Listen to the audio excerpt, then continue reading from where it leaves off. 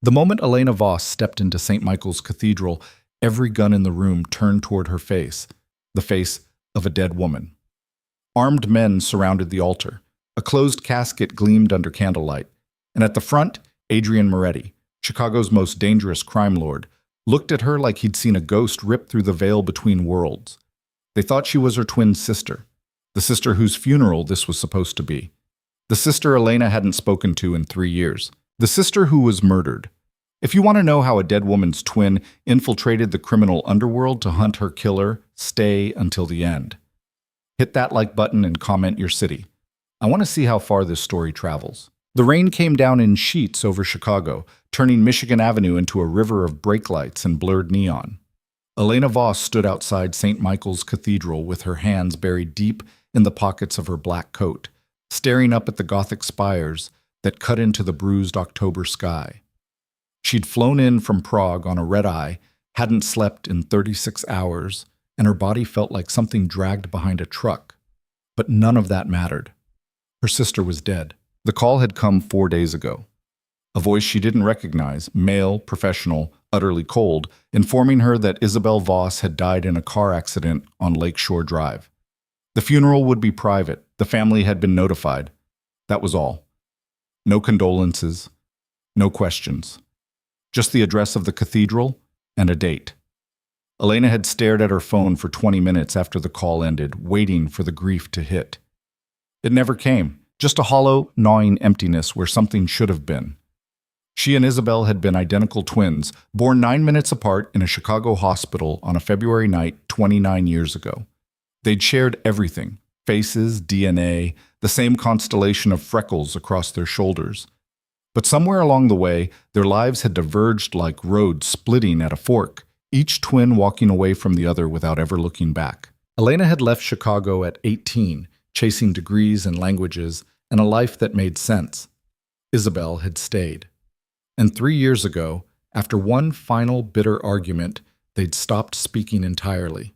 Now Isabel was in a box, and Elena was standing in the rain, trying to decide whether she had the strength to walk through those cathedral doors. She took a breath, pulled her hood down, started up the steps. The moment she pushed open the heavy wooden door, the air changed. It wasn't just the incense or the organ music humming low through the vaulted stone. It was the silence underneath it, sharp, dangerous, alive. The kind of silence that comes before violence. Elena stepped inside, and every head in the cathedral turned toward her. There were maybe 60 people scattered through the pews, all dressed in black, all facing forward. But the instant she crossed the threshold, they moved as one, heads swiveling, eyes locking onto her face. A ripple of shock ran through the crowd like electricity through water. Someone gasped.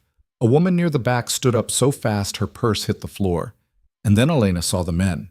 They were positioned along the walls, standing at intervals like statues, broad-shouldered, unmoving, hands folded at their waists, dressed in dark suits that didn't quite hide the bulges beneath their jackets. Security. No, not security. Soldiers. Her pulse kicked. This wasn't a funeral. It was a fortress. She forced herself to keep walking, her heels clicking against the marble floor as she moved down the center aisle. The crowd parted without a word, people stepping back into the pews as if she carried a plague. Their faces were pale. Afraid. Why were they afraid? At the front of the cathedral, near the altar, stood a closed mahoral casket draped in white roses. And beside it, hands clasped behind his back, was a man Elena had never seen before. He was tall, well over 6 feet, with the kind of build that suggested violence held carefully in check. Dark hair, sharp jawline, a face that could have been carved from marble if not for the faint scar cutting through his left eyebrow. He wore a black suit tailored to perfection, and when his eyes locked onto hers, the entire room seemed to hold its breath. Those eyes were gray, cold, predatory, and they were staring at her like she'd just risen from the dead. Elena stopped 10 feet from the casket.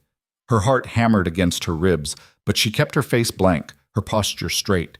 She'd spent years learning how to disappear in hostile rooms, how to assess threats, read body language, slip through cracks without making noise. Every instinct she had was screaming at her to run. She stayed. The man stepped forward, slowly, deliberately. His gaze never left her face. "Isabel," he said. His voice was low, rough, like gravel dragged over steel. It carried through the cathedral without him raising it. Elena opened her mouth to correct him, to say, "No, you've made a mistake, I'm not—" But the words caught in her throat, because behind him, standing near the altar, was another man. Older, silver-haired, wearing wire-rimmed glasses and an expression of pure terror. He was staring at her like she was a bomb about to detonate. And in the front row, a woman with platinum blonde hair and blood-red lipstick had gone sheet white, her hand pressed to her chest as if her heart might stop. They all thought she was Isabel. Elena's mind raced. She glanced at the casket, then back at the man in front of her. If Isabel was in that box, then why— "You're supposed to be dead," the man said. It wasn't a question. It was an accusation. Elena's breath hitched. She forced herself to speak, to push the words out past the knot in her throat. "I'm not Isabel." The man's expression didn't change, but something flickered in his eyes. Confusion, maybe, or calculation. "I'm her twin," Elena continued, louder now. "My name is Elena Voss. I came for the funeral." Silence. The blonde woman in the front row stood up.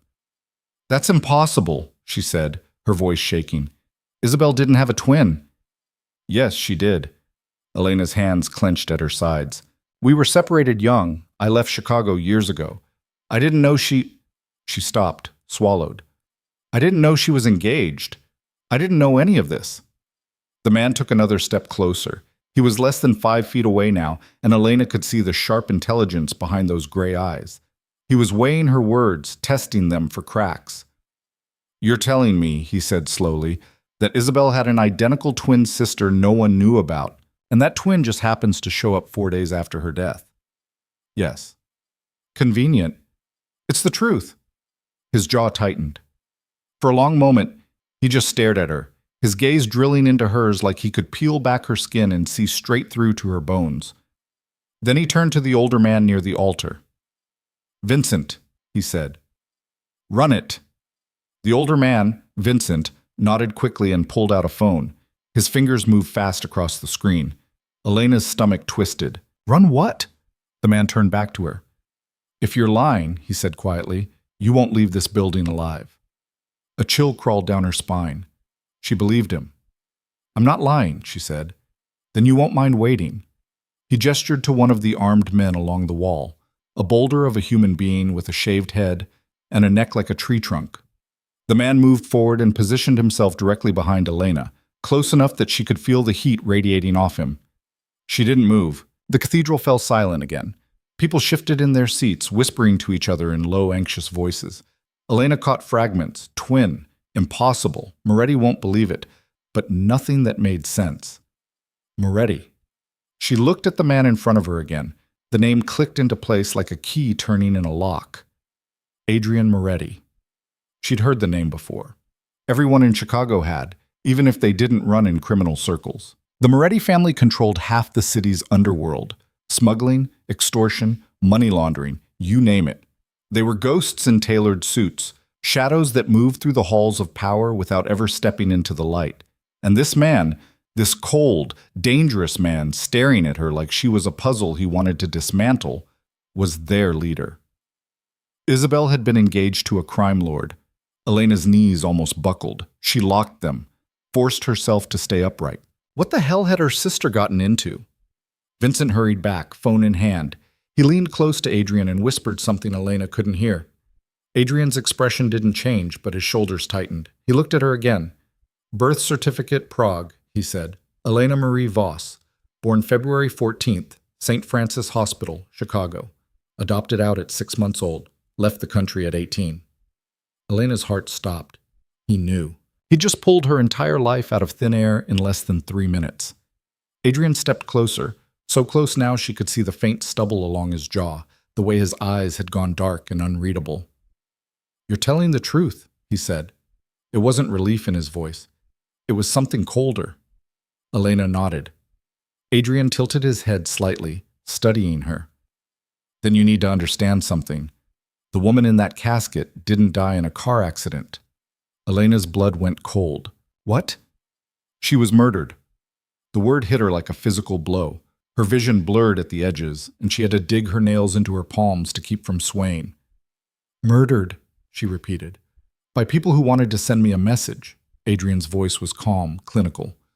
"They cut her brake lines, ran her off the road, made it look like an accident." Elena couldn't breathe. She stared at the casket, at the white roses draped across the polished wood, and for the first time since she'd gotten the call, the grief hit her. Not soft, not gentle. It slammed into her chest like a freight train, ripping through the numbness and leaving nothing but raw, jagged pain.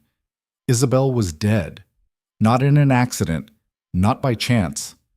Someone had killed her. Why? Elena's voice cracked. Why would anyone? Because she was mine, Adrian said. And in this world, that makes you a target.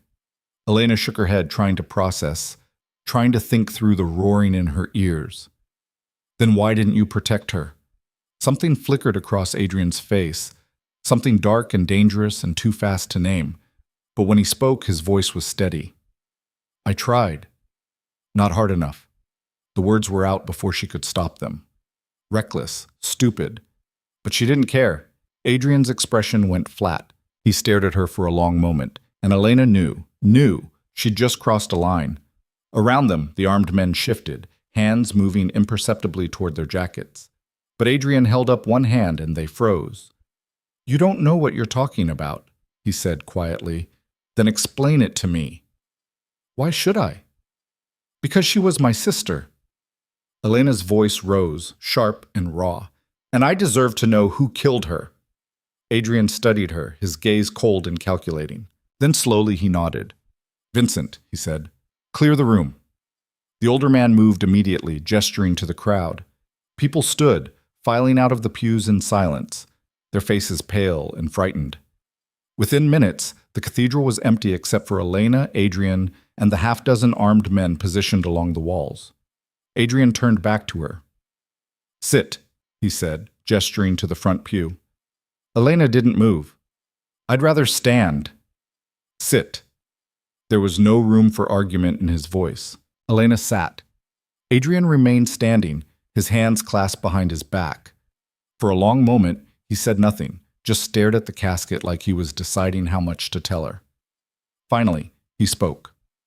Your sister got involved in something she didn't understand, he said. She was smart, but she was naive. She thought she could navigate this world without getting burned. This world, Elena repeated. You mean your world? Yes. Then it's your fault she's dead. Adrian's jaw tightened, but he didn't deny it. Partially. The admission surprised her. She'd expected deflection, denial, not this cold, brutal honesty. There's a war happening, Adrian continued. Not the kind you see on the news, quiet, invisible, between families who've been fighting for territory for decades. Isabel was caught in the crossfire. And you let her get caught. I didn't let anything happen. His voice sharpened just slightly. I had security on her 24 hours a day. She hated it, said it made her feel like a prisoner, so I pulled back, gave her space. And someone killed her. Yes. Elena closed her eyes. The anger was still there, hot and corrosive, but beneath it was something else, something that felt like understanding. She didn't want to understand. She wanted to blame him, to put all of this on his shoulders and walk away. But she couldn't. Because she knew Isabel, knew how stubborn she could be, how fiercely she guarded her independence. If Adrian had tried to keep her locked down, she would have fought him every step of the way. Who did it? Elena asked. Adrian's expression went dark. The Volkovs, a Russian syndicate operating out of the south side. They've been trying to muscle into our territory for months. Killing Isabel was their way of showing me they're serious. So what are you going to do? What do you think? Elena looked at him. Really looked at him, at the cold fury simmering beneath his composed exterior, the way his hands had curled into fists at his sides. He was going to burn them to the ground. You're going to start a war, she said. The war already started, Adrian said. Isabel's death was just the opening shot. Elena's mind raced. This was insane. All of it. She should leave, walk out of this cathedral, get on the next flight back to Prague, and never look back. But the image of Isabel's casket wouldn't leave her head. The thought of her sister, brilliant, stubborn, Impossible, Isabel. Dead because of some power struggle between criminals. It wasn't right. It wasn't fair. And Elena couldn't just walk away. I want to help, she said. Adrian blinked. For the first time since she'd walked into the cathedral, he looked genuinely surprised. What? I said I want to help. Elena stood, her hands clenched at her sides. I want to find the people who killed my sister, and I want them to pay. Adrian stared at her like she'd lost her mind. You have no idea what you're asking. I don't care. These people are killers, professionals. If you get involved, you'll end up in a casket next to Isabel. Then I'll be careful. Adrian shook his head. This isn't a game, Elena. You can't just... I'm not playing. She stepped closer, meeting his gaze head on. I speak 4 languages. I've worked in intelligence analysis for the past 6 years. I know how to track patterns, connect dots, find people who don't want to be found. And right now, I look exactly like the woman they just killed. That has to be worth something. Adrian went very still. Elena could see the gears turning behind his eyes, the cold calculation as he weighed her words. She held her breath, waiting. Finally, he spoke. You're serious? Yes. You understand what this means. If you walk into this, there's no walking out, not cleanly. I understand. Adrian studied her for a long moment. Then, slowly, he nodded. All right, he said, but we do this my way. You follow my rules. You don't take risks I haven't cleared. And if I tell you to walk away, you walk. Understood? Elena nodded. Adrian extended his hand. She took it. His grip was firm, calloused, and when their eyes met, Elena saw something flicker in his gaze, something that might have been respect or warning. Welcome to the war, Elena Voss, Adrian said. And just like that, her life changed forever. Over the next 3 days, Elena learned more about her sister's life than she had in the past 3 years. Isabel had met Adrian at a charity gala 18 months ago. She'd been working as an art curator for one of Chicago's major museums, and he'd been there representing the Moretti family's legitimate business interests. According to Vincent, who'd become Elena's reluctant guide through this new world, it had been love at first sight, or obsession. The line seemed blurry. They'd gotten engaged 6 months later. Isabel had moved into Adrian's penthouse overlooking the lake, traded her gallery openings for private dinners with dangerous men, and somewhere along the way she'd stopped calling Elena entirely. Not that Elena had tried very hard to reach out. The guilt of that sat heavy in her chest. Adrian's penthouse was nothing like Elena had expected. She'd imagined dark wood and leather, something out of a mobster movie. Instead, it was all clean lines and floor-to-ceiling windows, modern art on the walls, a kitchen that looked like it belonged in a design magazine. Isabel's touch was everywhere. Books stacked on the coffee table, a half-finished jigsaw puzzle spread across the dining room table, a silk scarf draped over the back of a chair. It was like walking through a museum dedicated to her sister's ghost. Elena had been given one of the guest rooms, spacious, impersonal, with a view of the lake that should have been calming but only made her feel more untethered.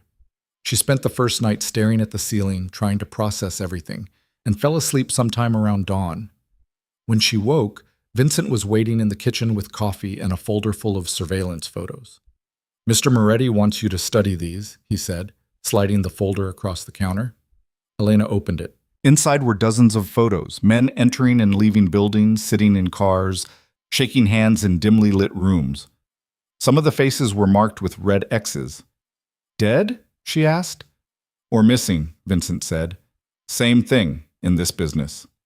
Elena flipped through the images, her analytical mind clicking into gear. Patterns emerged, meeting locations, repeated faces, timestamps that suggested regular schedules. These are the Volkovs, she said. The key players, yes, and Adrian wants me to memorize them. He wants you to understand what you're up against. Vincent poured himself a cup of coffee, his movements precise. The Volkovs aren't like us. They don't play by rules. They don't respect boundaries. If they find out you're helping Adrian, they'll kill you without hesitation. Then I won't let them find out. Vincent gave her a long look. You remind me of her, your sister. Same stubbornness. Elena's chest tightened. Did you know her well? Well enough. Vincent's expression softened just slightly. She was kind, too kind for this world, She used to bring me pastries from that French bakery on Clark Street, always remembered my birthday. Elena had to look away. The grief was still too raw, too close to the surface. I'm sorry, Vincent said quietly. Don't be. Just help me find who killed her. I will. Adrian returned that evening, bringing with him a tension that filled the entire penthouse. Elena was sitting in the living room, still studying the surveillance photos, when he walked in. He'd shed his suit jacket, rolled up his sleeves, and there was blood on his knuckles. Elena stood. Are you hurt? No. Then whose blood is that? Adrian glanced at his hands like he'd forgotten about the blood entirely. No one important. He moved to the bar, poured himself 2 fingers of whiskey, and drank it in one swallow. Elena watched him, her mind cataloging details. The way he moved, the controlled violence in every gesture, the exhaustion carved into the lines of his face. Rough day? She asked. You could say that. Want to talk about it? No. Elena sat back down. Fine. Then let's talk about this. She held up one of the photos. A man with a shaved head and a scar running down his cheek. Dmitry Volkov, the eldest son. He runs their smuggling operations out of the port. Vincent says he's the one who likely ordered Isabel's death. Adrian turned, his gray eyes sharpening. What else did Vincent tell you? That Dmitry has a weakness for high-stakes poker games, that he plays every Friday night at an underground club in Pilsen, and that he's paranoid enough to travel with at least 6 bodyguards at all times. And what do you think we should do with that information? It was a test. Elena could feel it. She met his gaze. I think we use it. Get someone inside the game, plant surveillance, figure out his patterns, his weaknesses. Then we take him when he's vulnerable. Adrian's mouth curved into something that might have been a smile. Not bad. I've been reading your files. I noticed. He crossed the room and sat down across from her, his elbows on his knees, his gaze steady. You're smart, Elena. Smarter than Isabel was. But intelligence isn't enough in this world. You need to be ruthless. Can you do that? Elena thought about her sister in that casket, about the people who'd cut her brake lines and sent her careening off the road, about the cold, brutal calculus of violence. Yes, she said. Good.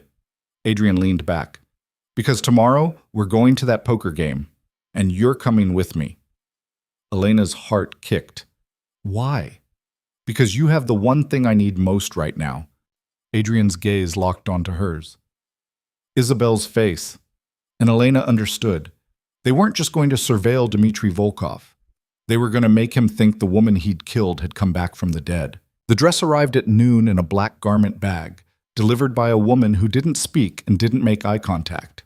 Elena unzipped it slowly, her fingers brushing against fabric that felt like liquid mercury, silver silk that caught the light and held it, cut low in the back, slit high on the thigh. The kind of dress that demanded attention, the kind Isabel would have worn. Elena held it up to the light streaming through the penthouse windows and felt her stomach twist. It was hers. She turned. Adrian stood in the doorway, still dressed in black, his expression unreadable. I can't wear this, Elena said. You have to.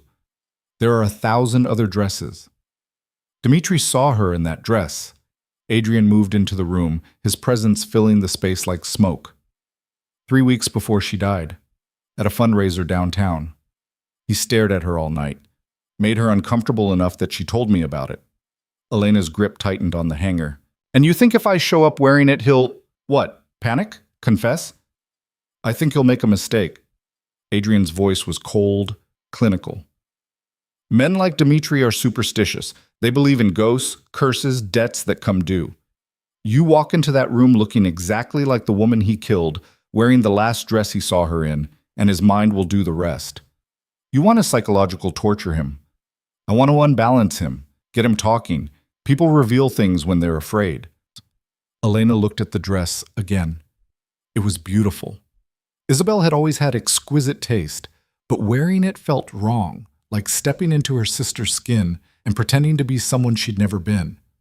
What if it doesn't work? She asked. Then we moved to plan B. Which is? Adrian's smile didn't reach his eyes. You don't want to know. Elena hung the dress on the closet door and turned to face him fully. If I'm doing this, I need to understand the play. All of it. Not just my part. Adrian studied her for a long moment. Then he nodded and pulled out his phone, tapping the screen. A blueprint appeared. Detailed architectural plans of a building Elena didn't recognize. The game happens here, Adrian said, enlarging the image. Old warehouse in Pilsen, renovated into a private club. 3 floors. Ground level is a restaurant, legitimate, clean, mostly used for money laundering. Second floor is where the poker game runs. Third floor is Dimitri's office and personal quarters. Security? Heavy. Cameras on every entrance, armed guards, rotating shifts every 4 hours, metal detectors at the door.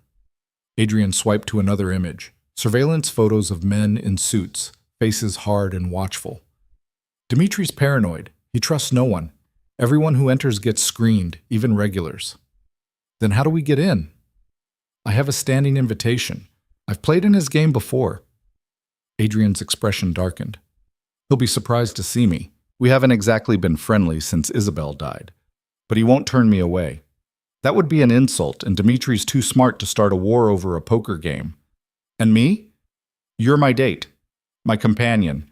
Arm candy. Adrian's gaze swept over her, assessing. These games always have women. Decorative, quiet, serving drinks, and looking expensive. You'll fit right in. Elena bristled.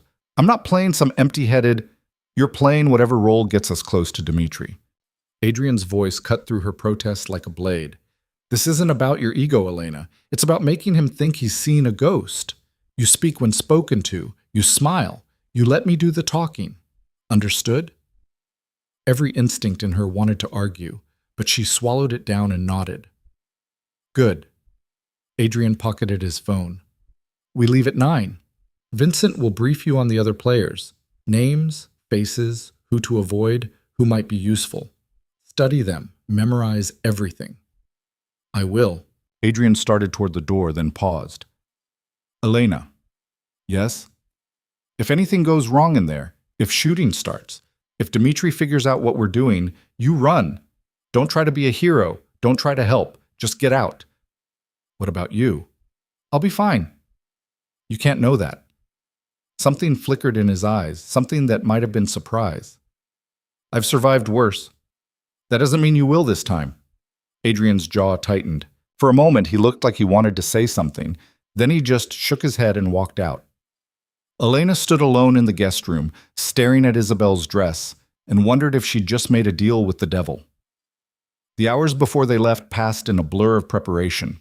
Vincent appeared with the promised files, dossiers on every major player who'd be at the game tonight.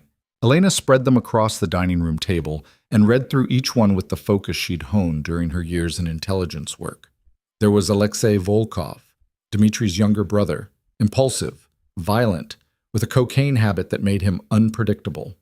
Yuri Koslov, their enforcer, a man who'd allegedly killed 17 people with his bare hands. Sergei Markov, their accountant, who looked like a college professor but ran one of the most sophisticated money laundering operations in the Midwest. And then there was Dimitri himself. Elena studied his photo. He was in his early 40s, broad-shouldered and thick-necked, with pale eyes that looked like chips of ice. There was a brutality in his face that no amount of expensive tailoring could hide. This was a man who'd built his empire on fear and violence, who saw people as tools to be used and discarded. This was the man who'd killed her sister. Elena's hands shook. She set the photo down and closed her eyes, forcing herself to breathe through the rage building in her chest. Anger wouldn't help her tonight. She needed to be cold, controlled, invisible. She needed to be nothing like herself. At 8:30, she showered and dried her hair, styled it the way Isabel used to. Loose waves that fell past her shoulders, parted on the side. She applied makeup with a careful hand, recreating her sister's signature look, winged eyeliner, dark lips, highlighter that caught the light. When she looked in the mirror, Isabel stared back. The resemblance was perfect, terrifying. Elena slipped into the silver dress. It fit like it had been made for her, which in a way it had. She and Isabel had always been the same size, the same measurements, identical down to the molecular level. The dress hugged her curves, the silk cool against her skin, and when she turned, the slit revealed her leg almost to the hip. She looked dangerous, expensive. Exactly like the kind of woman who'd walk into a room full of criminals and not blink. Exactly like Isabel. There was a knock at the door. "Come in," Elena said. Vincent entered, stopped dead, and went pale. "Jesus," he whispered. "That bad?" "No, that's the problem." Vincent's voice was hoarse. "For a second I thought—" He stopped, swallowed. "You look exactly like her." "That's the idea." "I know, but seeing it—" He shook his head. "Mr. Moretti is waiting downstairs." Elena grabbed a small clutch purse, empty except for lipstick and a compact mirror, and followed Vincent to the elevator. Her heels clicked against the marble floor, each step echoing in the vast space. The elevator descended in silence, and when the doors opened, Adrian was standing in the lobby. He wore a charcoal suit, crisp white shirt, no tie. His hair was swept back, and there was a cold, dangerous edge to him that made Elena's pulse kick. But when his eyes landed on her, he went completely still. For 3 full seconds, he just stared. "Adrian?" Elena asked. He blinked, and whatever he'd been feeling vanished behind his mask. "You look perfect." Vincent had the same reaction. "I imagine everyone will." Adrian's gaze swept over her once more, clinical now, assessing. "The goal is to make Dimitri uncomfortable. You'll do that without saying a word. What if he tries to talk to me?" "Let him, but keep your answers short. You're there to be seen, not heard." Elena bristled again but didn't argue. This was Adrian's world, his rules. She was just a weapon he was pointing at his enemy. They took Adrian's car, a sleek black Mercedes that purred like a predator. The driver was one of Adrian's men, silent and focused, navigating the Chicago streets with the kind of precision that spoke to military training. Elena sat in the back beside Adrian, watching the city slide past in streaks of neon and shadow. "Nervous?" Adrian asked. "Should I be?" "Probably." Elena glanced at him. "Are you?" "No." "Why not?" "Because I've done this 100 times. Adrian's voice was flat, matter-of-fact. "I know how to walk into a room full of predators and make them think I'm the biggest threat. You just have to follow my lead. And if I don't, then we both die." He said it so casually, like he was discussing the weather. Elena's stomach clenched, but she forced herself to stay calm. She'd agreed to this. She'd walked into Adrian's world with her eyes open.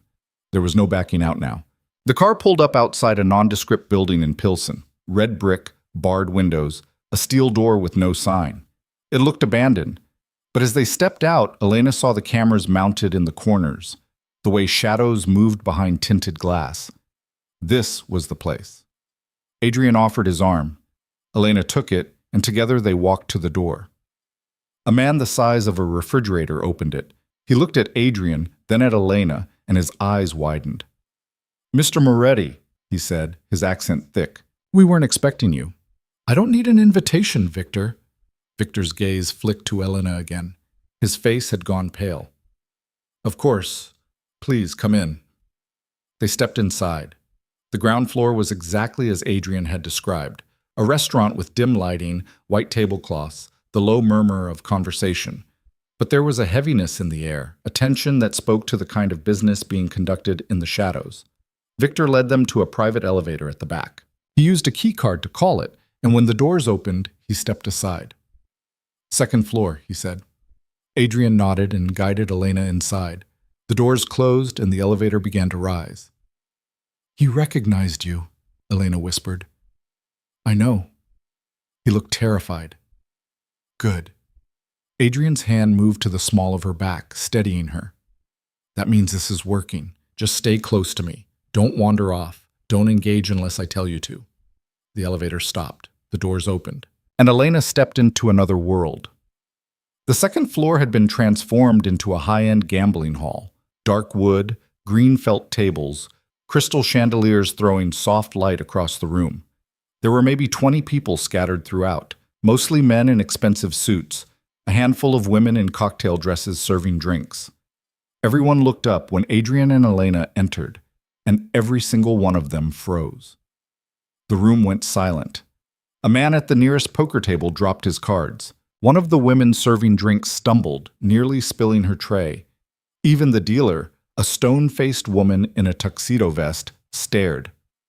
They were all looking at Elena. She felt their eyes on her like physical weight, pressing down, suffocating. But she kept her face blank, her posture perfect, and let Adrian guide her deeper into the room.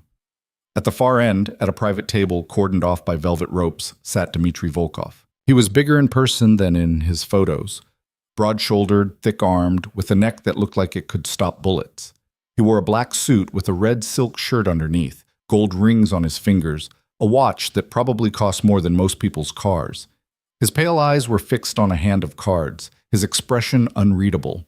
But when Adrian and Elena approached, he looked up, and the blood drained from his face. His cards slipped from his fingers. His mouth opened, closed, opened again. He stared at Elena like she was a hallucination, a trick of the light, something his mind couldn't process. "Good evening, Dmitry," Adrian said smoothly. Dmitry didn't respond. He was still staring at Elena, his eyes wide, his breathing shallow. Adrian pulled out a chair. "I hope you don't mind if we join you." "That's—" Dmitry's voice cracked. He cleared his throat, tried again. "That's not possible." "What's not possible?" "She's dead." Dmitry's gaze never left Elena. "I saw the casket. I sent flowers." "Did you?" Adrian's tone was conversational, almost bored. "How thoughtful." Dmitry's hand moved to his chest, pressing against his heart like he was checking to make sure it still beat. Around them, the room had gone deathly quiet. Everyone was watching now, tension coiled so tight it felt like the air might shatter. "This is a trick," Dmitry said hoarsely. "Is it?" "She's dead. You buried her." Adrian sat down, utterly calm. "Perhaps you're thinking of someone else." Dmitry's face flushed red. He slammed his hand on the table, making chips jump. "Don't play games with me, Moretti. I know what I saw." "Then you saw wrong." "I'm not crazy." "I didn't say you were." Adrian leaned back, his posture relaxed, his eyes ice cold. "I'm just telling you what's in front of you. Isabel is here, alive. Would you like her to say hello?" Dmitry's gaze snapped to Elena. She met his eyes and smiled, slow, deliberate, the way Isabel used to smile when she knew she'd won an argument. Dmitry flinched like she'd struck him. "This isn't real," he whispered. "Then walk away," Adrian said. "Pretend you never saw her. We'll play cards, have some drinks, and go our separate ways. Unless, of course, you have something to feel guilty about." The implication hung in the air like a blade. Dmitry's jaw tightened, his hands curled into fists on the table. For a moment, Elena thought he might lunge at them, might call his guards and start shooting, but then, slowly, he forced himself to breathe. "Deal me in," he said. Adrian smiled. "Of course." The dealer shuffled. Cards slid across the felt. Elena stood behind Adrian's chair, one hand resting lightly on his shoulder, playing her role to perfection. She could feel Dmitry's eyes on her, could see the way his hand shook when he picked up his cards. He was unraveling. The game began. Chips moved across the table, small bets at first, then larger. Adrian played with the kind of cold precision that made it clear he wasn't here for the money. He was here to make a point. And Dmitry was falling apart. He lost the first hand, then the second. By the third, he was sweating, his shirt collar dark with moisture. He kept glancing at Elena, his expression cycling through fear, confusion, anger. "You're distracted," Adrian observed. "I'm fine." "You don't look fine." Dmitry slammed his drink down. "Shut up and play." Adrian raised an eyebrow but said nothing. The dealer dealt another hand. Elena watched it all unfold with a growing sense of unease. Dmitry was breaking, that much was obvious. But there was something else in his eyes now, something darker than fear. Desperation. And desperate men were dangerous. She leaned close to Adrian's ear, her voice barely a whisper. "We should leave." "Not yet." "Adrian, I said not yet." His tone left no room for argument. Elena straightened, her pulse hammering. The game continued. Dmitry lost again, and again. By the time the seventh hand ended, he'd dropped over $50,000, and his face was the color of raw meat. "Maybe we should call it a night," one of the other players suggested nervously. "No." Dmitry's voice was a growl. "One more hand." Adrian shrugged. "If you insist." The dealer shuffled, cards flew. Dmitri picked up his hand and stared at it for a long moment. Then, slowly, he looked up at Elena. "Come here," he said. Elena's blood went cold. "I don't think," Adrian started. "I wasn't asking you." Dimitri's eyes were locked on Elena. "I want to talk to her, alone." "That's not happening." "Why?" Dmitri leaned forward. "Afraid she'll tell me the truth?" Adrian's expression went flat, deadly. "Careful, Dmitri." "Or what? You'll kill me?" Dmitri laughed, a harsh, broken sound. "You think I'm afraid of you? You think I don't know what you're doing here? Then enlighten me. You're trying to mess with my head. Make me think I'm going crazy. But I'm not crazy, Moretti. I know what I did, and I know she's dead." The words hung in the air. Adrian went very still. Elena felt the temperature in the room drop 10 degrees. "What did you just say?" Adrian's voice was soft, lethal. Dmitri realized his mistake too late. His face went white. "I didn't mean— What did you do, Dmitri?" "Nothing. I didn't do anything." "You just said you know what you did." "I misspoke." Adrian stood slowly, his chair scraping against the floor. Around them, the room had gone silent. Every eye was on them now, watching the fuse burn toward the explosion. "You killed her," Adrian said. "No." "You cut her brake lines." "I didn't. You sent her off that road like she was nothing." Adrian's voice rose, cold fury bleeding through every word. "And now you're sitting here looking at her sister, and you're too stupid to keep your mouth shut." Dmitri shot to his feet. "I didn't touch her. Liar. I swear on my life, your life is already over." Adrian moved. Elena saw it happen in slow motion. Adrian's hand going to his waist, the flash of gunmetal, the way Dimitri's eyes went wide with terror. But before Adrian could draw, 3 of Dimitri's guards appeared out of nowhere, guns already out, barrels aimed at Adrian's head. The room exploded into chaos. People screamed. Chairs crashed over. The other players dove for cover. Elena froze, her mind screaming at her to run, but her body refusing to move. Adrian didn't flinch. He stood there, calm and cold, with 3 guns pointed at him, and smiled. "Interesting choice, Dmitri," he said. Dimitri's chest heaved. "Get out, now." "Or what? You'll shoot me in front of 50 witnesses?" "I'll do what I have to. Just like you did to Isabel." "I didn't kill her." "Then who did?" Dimitri's mouth opened, closed. He looked at his guards, at the people watching, and Elena saw the moment he realized he'd walked into a trap. Adrian had goaded him into a confession in front of a room full of witnesses. "This conversation is over," Dmitri said hoarsely. "Leave, before I change my mind." Adrian holstered his gun, slowly, deliberately, and turned to Elena. "Come on." Elena's legs felt like water, but she forced them to move. She walked beside Adrian toward the elevator, every nerve in her body screaming danger. Behind them, she could hear Dmitri shouting orders, the guards moving into position. They stepped into the elevator, the doors closed. The second they were alone, Elena's knees buckled. Adrian caught her, holding her upright as the elevator descended. "Breathe," he said. "You almost got us killed." "But I didn't. That's not the point." "It is exactly the point." Adrian's grip on her arm tightened. Dmitri just confessed in front of half of Chicago's underworld.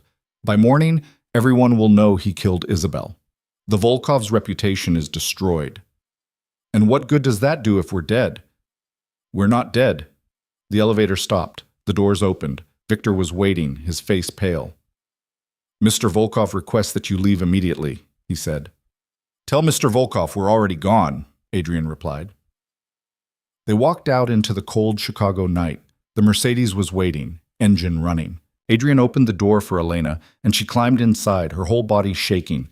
Adrian slid in beside her. "Drive." The car pulled away from the curb, tires hissing on wet pavement. Elena stared out the window, trying to process what had just happened, trying to slow her racing heart. "You used me," she said quietly.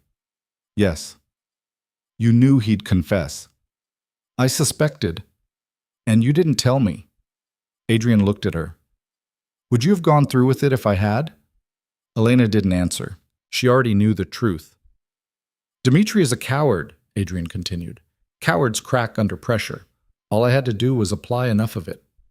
By making him think he was seeing a ghost. By making him think he was going insane. Adrian's voice was cold, clinical. Men like Dmitri are superstitious. They believe in debts and karma. You walked into that room wearing Isabel's face, and his guilt did the rest. Elena closed her eyes. She felt sick, used, like a puppet dancing on strings she couldn't see. I should hate you, she said. You probably should. But I don't. She opened her eyes and looked at him. Adrian was watching her with that same unreadable expression, his gray eyes reflecting the city lights. Because Isabel is dead, Elena continued, and Dmitri is the one who killed her, and now everyone knows it. Yes. So what happens now? Adrian's smile was thin and sharp as a blade. Now we make him pay. The penthouse was dark when they returned, lit only by the ambient glow of the city sprawling beneath them like a circuit board of light and shadow. Elena kicked off her heels the moment they crossed the threshold, her feet aching, her entire body vibrating with adrenaline that had nowhere to go. She moved to the windows and pressed her palms against the glass, feeling the cold seep through, grounding herself in something solid and real. Behind her, Adrian poured 2 glasses of whiskey. He didn't ask if she wanted one. He just crossed the room and pressed the glass into her hand. Drink, he said. Elena did. The whiskey burned going down, sharp and cleansing, and she welcomed the pain. It meant she was still alive, still breathing, still standing in a world that had just tilted sideways. You did well tonight, Adrian said. I stood there and let you use me as bait. And it worked. Elena turned to face him. Does that make it right? Right doesn't matter in this world. Results do. Adrian took a sip of his own drink, his expression unreadable. Dmitri confessed in front of witnesses. By dawn, the story will have spread through every criminal organization in the city. The Volkovs are finished. Just like that? Just like that. Adrian moved to the couch and sat, his posture deceptively relaxed. Reputation is currency in our world, Elena. Once you lose it, you can't buy it back. Dmitri killed an unarmed woman, a civilian by underworld standards. That's a violation. It makes him weak, reckless, and weakness is a death sentence. Elena sank into the chair across from him, the silver dress pooling around her legs like liquid mercury. So what happens now? The other families just, what? Turn on him? Some will. Others will distance themselves. A few will try to capitalize on the chaos. Adrian swirled his whiskey, watching the amber liquid catch the light. The Volkovs have been a thorn in everyone's side for years. This is the excuse they've been waiting for. And you'll just sit back and watch. No. Adrian's eyes lifted to meet hers, and there was nothing relaxed about them now. They were cold and sharp and absolutely merciless. I'm going to dismantle them piece by piece, starting with Dmitri. The way he said it, calm, matter-of-fact, like he was discussing a business transaction, sent a chill down Elena's spine. You're going to kill him, she said. Eventually. When? When it hurts the most. Adrian set his glass down. Death is easy, Elena. Quick. I want Dmitri to suffer the way Isabel suffered. I want him to watch everything he's built crumble around him. His empire, his family, his legacy. I want it all reduced to ash. And when there's nothing left, when he's broken and desperate and begging for mercy, then I'll kill him. Elena should have been horrified, should have recoiled from the cold brutality in his voice. But instead she felt something dark and hungry unfurl in her chest. Something that whispered, yes, make him suffer, make him pay. She took another drink to drown it. How long will that take? She asked. Weeks, maybe months. Adrian leaned back, studying her. Are you having second thoughts? About what? About this. Us. The alliance you agreed to. Elena considered the question. 24 hours ago, she'd been a different person. Someone who solved problems with research and analysis, who operated in the clean, sterile world of intelligence work, where violence was theoretical and justice came through proper channels. That person felt like a stranger now, like someone who'd existed in a dream. No, she said. No second thoughts.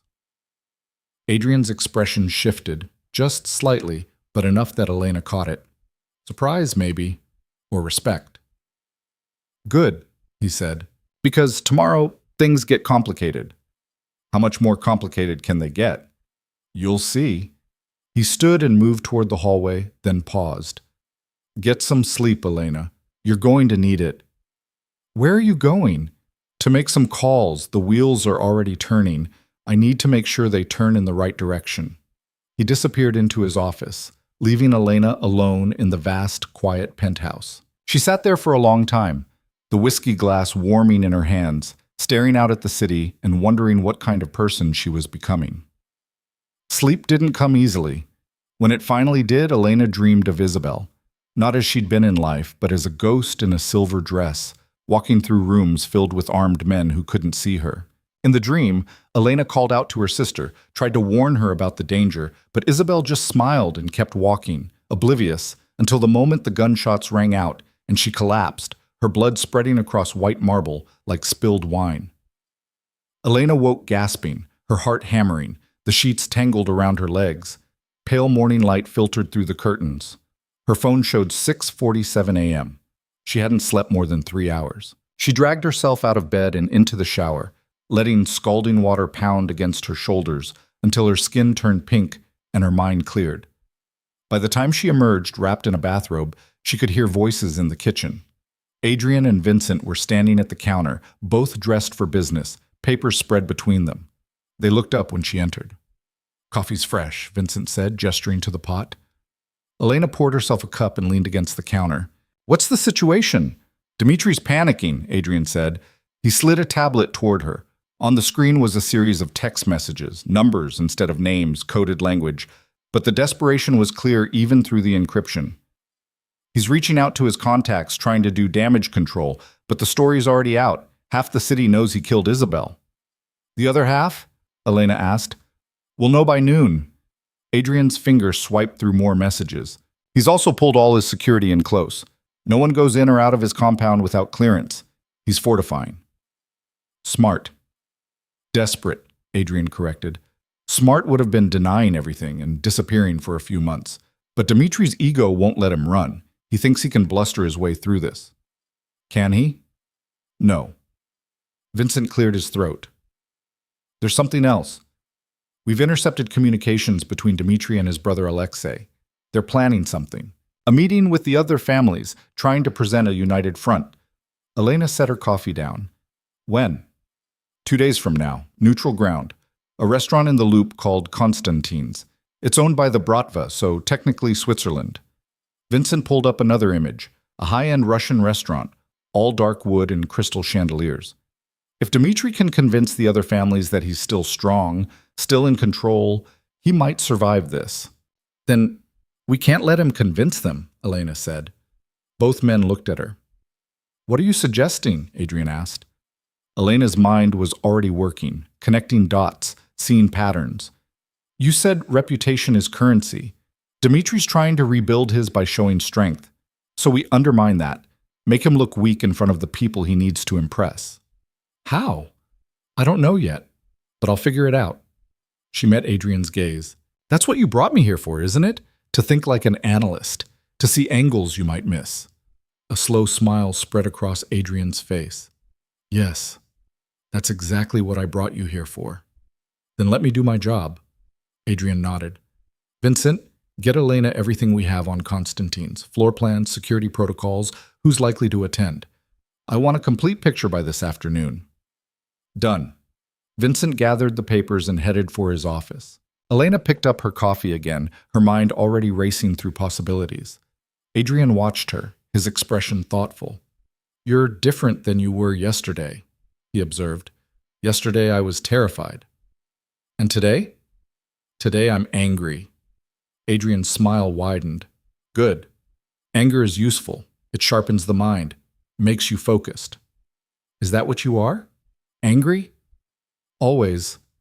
The smile faded, but I've learned to control it, to channel it into something productive. You'll learn too. I'm not sure I want to. Then you shouldn't have walked into that cathedral. Adrian moved closer, his presence filling the space between them. You made a choice, Elena, to step into this world, to hunt the people who killed your sister. You can't do that halfway. Either you commit fully or you walk away now before you get in too deep.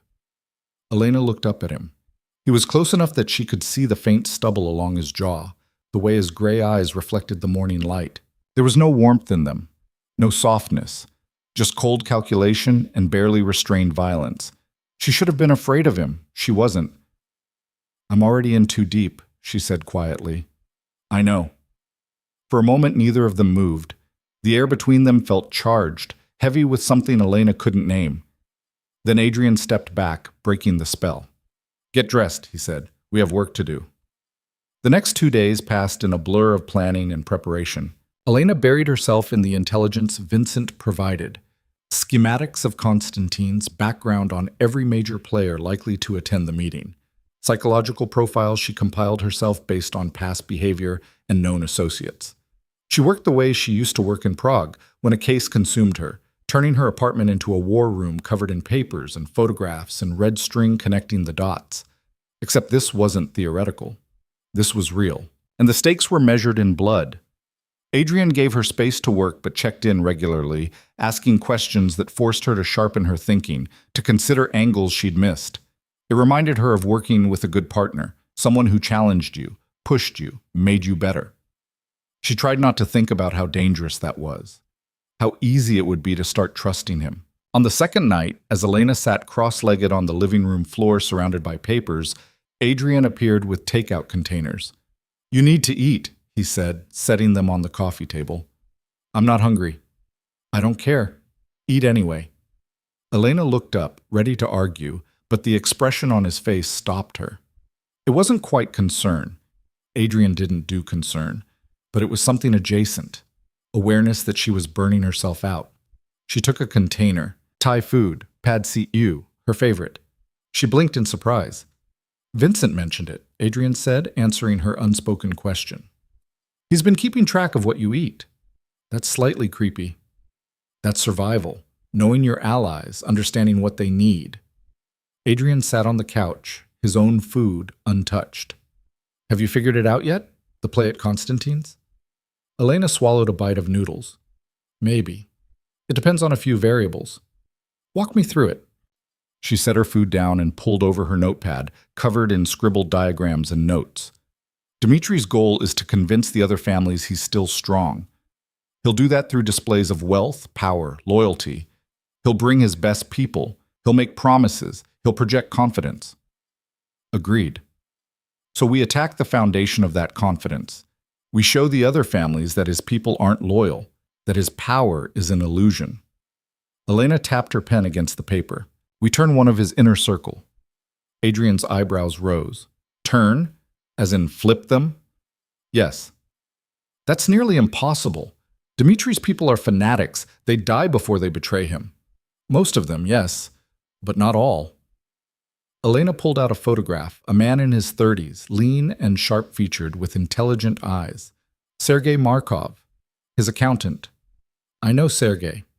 "Then you know he's the smartest person in Dimitri's organization, and smart people understand when the ship is sinking." Elena leaned forward. "Sergei's been with the Volkovs for 8 years. He's laundered billions. He knows where everybody is buried, every account number, every dirty transaction. If he flips, Dimitri doesn't just lose an accountant. He loses the keys to his entire empire." Adrian studied the photograph. "Why would Sergei flip? He's well paid, protected." "Because he's also a pragmatist. And right now working for Dimitri is a death sentence." Elena pulled out another sheet. Financial records she'd had Vincent pull through back channels. "Sergei has a family, a wife and 2 daughters in Moscow. He sends them money every month. Enough to live comfortably. But if Dimitri goes down, all those assets get seized. His family ends up with nothing. So we offer him a way out." "Exactly. We approach him before the meeting, offer him immunity, witness protection, a clean slate. In exchange, he testifies against Dimitri, provides evidence, maybe even wears a wire to the meeting." Adrian was quiet for a long moment, his eyes distant. Elena could see him turning it over in his mind, testing it for weaknesses. "It's risky," he said finally. "Everything we're doing is risky. If Sergei says no, he'll warn Dimitri. We'll lose the element of surprise. Then we make sure he says yes. Elena met his gaze. People don't betray out of logic, Adrian. They betray out of fear. We make him more afraid of what happens if he stays than if he leaves. A slow smile spread across Adrian's face. You really are good at this. I told you, it's what I do. No. Adrian stood and moved to the windows, looking out at the city. What you did was analyze intelligence from a safe distance. This is different. You're playing with lives now, making decisions that will get people killed. People like Dmitri? People like Sergei. Adrian turned back to her. If we flip him and he testifies, the Volkovs will hunt him for the rest of his life. They'll find him eventually, and when they do, they'll kill him slowly, make an example. You understand that, right? You're signing his death warrant. Elena's chest tightened. She hadn't let herself think that far ahead, hadn't considered the downstream consequences. But if we don't flip him, she said slowly, Dmitri stays in power, keeps killing, and Isabel's death means nothing. Yes, then the choice is easy. Adrian's expression was unreadable. Is it? It has to be. He studied her for a long moment, and Elena had the distinct impression she was being tested, measured against some internal standard he hadn't shared. All right, he said, we'll do it your way. Vincent will reach out to Sergei tonight. Set up a meeting. You'll come with me. Why me? Because you're the one who came up with the plan. You should be the one to sell it. Adrian's smile was thin. Besides, you have Isabel's face. That might be useful. Elena felt a chill. You want me to manipulate him? I want you to do whatever it takes to make him say yes. She should have said no, should have drawn a line. But the truth was, the line had already been crossed. The moment she'd agreed to help Adrian, the moment she'd walked into that poker game wearing her dead sister's dress, she'd stepped over into a world where lines didn't exist. Fine, she said. When? Tomorrow night. Vincent's setting it up now. Adrian headed for his office, then paused at the doorway. Get some rest, Elena. Tomorrow, you become someone your sister never was. What's that? A predator. The meeting was set for 10 p.m. at a small cafe in Wicker Park, public enough to seem safe, private enough for a conversation that could end lives. Elena dressed carefully.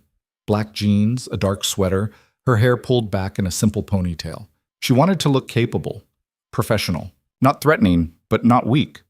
Adrian wore similar colors, dark and understated. They took separate cars, arriving from different directions, and met inside the cafe where Sergei was already waiting. He sat in the back corner, nursing an espresso, his eyes darting to every person who entered. When Adrian slid into the booth across from him, Sergei went pale. Mr. Moretti, he said, his accent thick. I didn't expect... Relax, Sergei. This is just a conversation. Adrian gestured for Elena to sit beside him. She did, watching Sergei's eyes widen as he took in her face. You, he whispered. But you're... Dead? Elena said. No, that was my sister.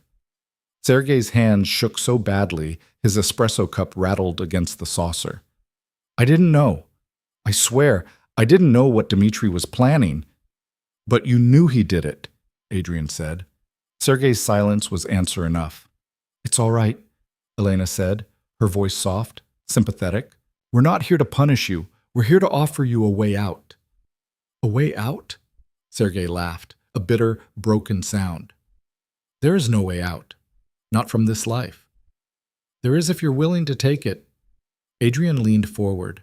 We know Dmitri's panicking. We know the other families are losing faith. You're smart enough to see where this is going. The Volkovs are finished. The only question is whether you go down with them. Sergei's jaw tightened. What are you offering? Safety. New identities for you and your family. Money. Enough to disappear and never look back.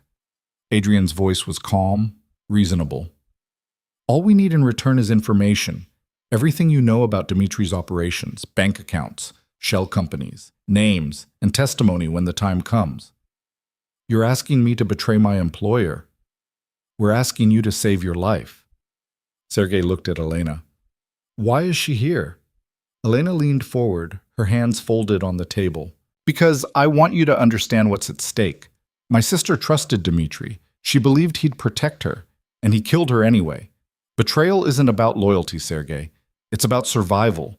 You can be loyal to a dead man, or you can protect your family. Choose. The words felt strange in her mouth, cold, calculated, designed to manipulate. But they worked. She could see Sergei wavering, the fear in his eyes shifting from one target to another. If I say yes, he said slowly, Dmitri will kill me. Only if he finds you, Adrian said, and he won't. We're very good at making people disappear. And if I say no, then we walk away. And when the Volkovs collapse, and they will collapse, you'll be buried in the rubble with everyone else. Sergei closed his eyes. His hands were still shaking. Elena could see him running the calculations, weighing the risks, trying to find a path that didn't end in blood. I need guarantees, he said finally, for my family, in writing. Done. And immunity from prosecution. We can arrange that. Sergei opened his eyes. When? Tomorrow, at Konstantin's. You'll wear a wire, record the meeting, get Dmitri on tape admitting what he did. Adrian's smile was cold. And when it's over, you walk away clean. Just like that. Just like that. Sergei stared at them both for a long moment. Then slowly, he nodded. All right, he said. I'll do it. Elena felt something twist in her chest. Triumph and guilt tangled together. She'd just convinced a man to betray everything he knew, to put his life on the line for a cause that wasn't his. And she didn't feel bad about it. Adrian stood, extending his hand. Sergei shook it, his grip weak. Vincent will contact you tomorrow with the details. Adrian said. Don't run, Sergei. Don't tell anyone. Just show up. We'll handle the rest. They left him sitting there, pale and shaking, his espresso long since cold. Outside, the Chicago night was crisp and clear, the sky scattered with stars barely visible through the city's light pollution. Elena walked beside Adrian to where their cars waited. You did well, Adrian said. I lied to him. You told him what he needed to hear. It's the same thing. Elena stopped, turning to face him. You can't promise him safety, not really. The Volkovs will hunt him forever. I know. So we're sending him to his death. We're giving him a chance. That's more than most people get in this world. Adrian's expression was unreadable. You can't save everyone, Elena. Sometimes the best you can do is give them a choice. Elena wanted to argue, wanted to say that wasn't good enough, that there had to be another way. But looking into Adrian's eyes, she realized he wasn't being cruel. He was being honest. This was the world she'd chosen to enter, a world where every choice came with blood on it. I understand, she said quietly. Do you? Adrian stepped closer. Because there's no going back from this. Once Sergei wears that wire, once he testifies, you'll be responsible for what comes next. The consequences are yours to carry. I know. And you're all right with that? Elena thought about Isabel, about the casket in the cathedral, about Dmitri's confession and the cold satisfaction she'd felt hearing it. Yes, she said. I'm all right with that. Adrian nodded. Then tomorrow, we finish this. The day of the meeting dawned cold and gray, the kind of Chicago morning where the sky pressed down like a weight and the wind cut through your coat no matter how many layers you wore. Elena stood at the penthouse windows, watching the city wake up, her reflection ghostly in the glass. She hadn't slept. Every time she closed her eyes, she saw Sergei's shaking hands, heard the tremor in his voice when he'd agreed to betray the only world he'd ever known. She was sending him to slaughter. Adrian's promises of safety were tissue paper against the reality of what would come after. The Volkovs had reach, resources, patience. They would find him eventually, and when they did, his death would be a message written in blood. Elena pressed her forehead against the cold glass. When had she become someone who could make that calculation and decide it was worth it? Second thoughts? She turned. Adrian stood in the doorway, already dressed in a charcoal suit, his hair still damp from the shower. He held 2 cups of coffee, steam curling between them. No, Elena said, taking the cup he offered. Just first realizations. About? About what I'm capable of. She took a sip, letting the heat ground her. Yesterday, I convinced a man to risk his life for our revenge. And I didn't hesitate, didn't lose sleep. I just did it. And that bothers you, shouldn't it? Adrian moved to stand beside her at the window, both of them reflected in the glass like ghosts haunting the morning. When I was 23, I killed a man with my bare hands. He'd stolen from my family, betrayed us to our enemies. My father ordered me to handle it personally, to prove myself. His voice was flat, matter of fact. I beat him to death in the basement of our warehouse. It took 7 minutes. And when it was over, I walked upstairs and ate dinner like nothing had happened. Elena looked at him, trying to see past the cold exterior to whatever lived beneath. That night, Adrian continued, I couldn't sleep. I kept seeing his face, hearing the sounds he made. I thought I was going insane. Thought I'd broken something inside myself that could never be fixed. He paused. But the next morning, I woke up and realized I felt nothing. The guilt was gone, and I understood that I'd crossed a line I could never uncross. That the person I used to be was dead, and someone else was wearing his skin. That's supposed to make me feel better? No, it's supposed to make you understand that you're not broken, Elena. You're adapting, becoming what this world requires you to be. Adrian turned to face her fully.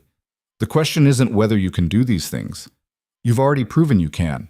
The question is whether you can live with who you become after.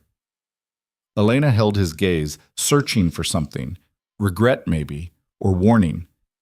But his gray eyes were calm, almost gentle in their honesty. Can you, she asked, live with who you became? Some days. Adrian's mouth curved into something that wasn't quite a smile. And some days I'm grateful the man I used to be is dead. He was weak, naive. He believed in fairness and justice and all the pretty lies we tell ourselves to sleep at night. And now?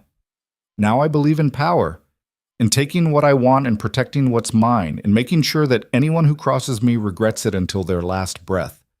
He set his coffee down. That man you convinced to betray his boss? He made his choice. Whatever happens to him after is his to bear, not yours. You gave him an option. That's more than most people in his position ever get. Well, that's a convenient way to absolve yourself of responsibility. It's the only way to survive. Adrian checked his watch. Vincent's wiring Sergei now. The device is small, undetectable, unless they strip him down and check with a wand. Given the venue, that's unlikely. What if they do? Then Sergei dies and we move to plan B. Which is? Messier. Adrian headed for the door. Be ready to leave in an hour. I want us positioned outside Constantine's before the others arrive. I'm not going inside? Not this time. You'll be in the surveillance van with Vincent, monitoring the feed. He paused at the doorway. I need you listening, Elena. If anything goes wrong, if Sergei gets compromised, I need someone smart enough to figure out our next move in real time. What about you? I'll be inside, watching, making sure the other families see me, see that I'm not hiding, not running. His smile turned predatory. Let them wonder why I'm so confident. It'll make them nervous. He left before Elena could respond. She stood alone in the vast penthouse, the coffee cooling in her hands, and wondered if she'd ever be able to go back to the person she used to be. If she even wanted to. The surveillance van was cramped and dark, filled with equipment that hummed and blinked like a living thing. Vincent sat at the controls, headphones on, fingers dancing across keyboards as he cycled through camera feeds and audio channels. Elena sat beside him, her own headphones in place, watching 3 separate monitors showing different angles of Constantine's interior. The restaurant was exactly as the intelligence had described. Dark wood paneling, white tablecloths, crystal chandeliers that threw fractured light across expensive suits and harder faces. The meeting was being held in a private room at the back, cordoned off from the main dining area by heavy velvet curtains and 2 security guards the size of small buildings. Sergei's in position, Vincent murmured, tapping a screen that showed thermal imaging. A cluster of heat signatures gathered in the private room. Wires active, signals strong. Elena leaned forward, adjusting her headphones. Through the static, she could hear voices, muffled at first, then clearer as the audio filters kicked in. Don't care what Moretti thinks he knows. That was Dmitri, his voice tight with controlled rage. Half these rumors are his doing anyway, trying to make us look weak. Are they rumors? A new voice, older, with the weight of authority behind it. Elena checked her notes. Victor Constantine, the restaurant's owner and a neutral power broker in Chicago's underworld. Because I've heard the same story from 6 different sources. All of them say you killed Moretti's woman. She died in an accident. With no witnesses? Convenient. It doesn't matter what you did or didn't do. A third voice now, smooth and cultured. Boris Kuznetsov, head of the Bratva. What matters is what people believe. And right now, they believe you're reckless. That you started a war over pride. Dmitri's breathing was audible through the wire, sharp, angry. This meeting was supposed to be about solidarity, about presenting a united front against Moretti's aggression. United around what? Victor again. Around a man who can't control his own temper, who kills civilians and thinks the rules don't apply to him. The rules? Dmitri's voice rose. Moretti broke the rules first. He's been muscling into our territory for months, undercutting our prices, stealing our contacts. I had every right to send a message. By murdering an unarmed woman? She wasn't just a woman, she was his weakness, his soft spot. I exploited it. The words hung in the air like poison. Elena's hands clenched into fists. Beside her, Vincent's face had gone stone still, his eyes fixed on the monitors. There it is, Vincent whispered. Confession on tape. But Elena was barely listening, because through her headphones she could hear something else now, a new voice, cold and measured and absolutely lethal. Interesting theory, Dmitri. Adrian. On the monitors, Elena watched as Adrian stepped through the velvet curtains into the private room. He moved like a predator, unhurried and utterly confident, his hands in his pockets as if he'd just wandered in to say hello. The gathered men went rigid. Moretti. Victor stood, his face carefully neutral. This is a private meeting. I know. I wasn't invited. Adrian's smile was sharp as broken glass. But I heard my name being used, and I thought I should correct a few misconceptions. Dmitri shot to his feet, his chair scraping against the floor. Get out, now! Or what? You'll kill me too? Adrian tilted his head. Like you killed Isabel? The room erupted. Men jumped up, hands moving toward weapons. The security guards rushed in, trying to restore order. But Adrian didn't move, didn't even flinch. He just stood there, calm as a lake before a storm, and waited. Victor raised his hands. Everyone sit, now. His voice cracked like a whip. There will be no violence under my roof. Am I understood? Slowly the men sat. Dmitri remained standing, his face purple with rage. You have no proof, he said to Adrian. Don't I? Adrian pulled out his phone and tapped the screen. A recording began to play. Dmitri's voice, crystal clear, saying the words that would condemn him. She wasn't just a woman. She was his weakness, his soft spot. I exploited it. The color drained from Dmitri's face. That's impossible, he whispered. I had this room swept. No devices, no bugs. You swept the room. Adrian's smile widened. But you didn't sweep your accountant. Every eye turned to Sergei. The thin man had gone white as paper, his hands trembling on the table. He opened his mouth, closed it, opened it again. No sound came out. Sergei?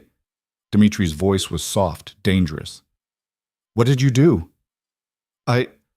Sergei's voice cracked. I didn't have a choice. There's always a choice. Not when you're staring down a firing squad. Sergei stood on shaking legs. You killed her, Dmitri. An innocent woman. And you bragged about it. You made us all accomplices to murder. You treacherous little... Dmitri lunged across the table. He didn't make it. 2 of Boris's guards intercepted him, slamming him back into his chair with enough force to crack the wood. Dmitri fought against them, snarling, but they held him down. Victor looked at Adrian, his expression unreadable. This recording, you have copies? Multiple. Encrypted and distributed to trusted sources. If anything happens to me, they go public. Public meaning? Federal prosecutors, FBI, media outlets. Adrian's voice was calm, reasonable. The kind of exposure that brings down entire organizations, not just the Volkovs, everyone connected to them. The threat was clear. If the other families tried to protect Dmitri, they'd all burn together. Boris leaned back in his chair, his fingers steepled beneath his chin. This is unfortunate. Dmitri, you've put us all in a difficult position. This is a setup. Dmitri's voice was raw. Moretti orchestrated all of this. Moretti didn't make you confess on tape. Victor's voice was ice. You did that yourself. So what now? Alexei Volkov stood up, his hand drifting toward his jacket. We just let Moretti dictate terms? We recognize reality.